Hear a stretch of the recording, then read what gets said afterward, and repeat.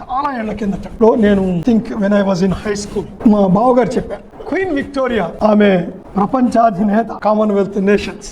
చిన్నప్పుడట చాలా అల్లరి చేసేదట. వాళ్ళ ట్యూటర్, క్వీన్స్ కింగ్స్ కనుక ట్యూటర్ కూడా వాళ్ళని సంబోధించాల్సిన పద్ధతిలో హైనెస్ అని అదని ఇదని సంబోధించాల్సిందే. ట్యూటర్ అయినా కూడా అల్లరి చేస్తా ఉంటే ఆయన ఒక రోజు ఒక మాట అన్నారట, మా Victoria, do you know who you are?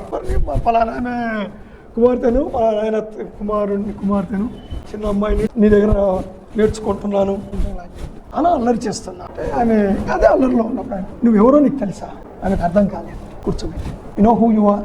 You are the queen of England, the British సామ్రాజ్యాన్ని నువ్వు రానివి చెప్పిన తర్వాత అండి her life style was totally change from our childhood.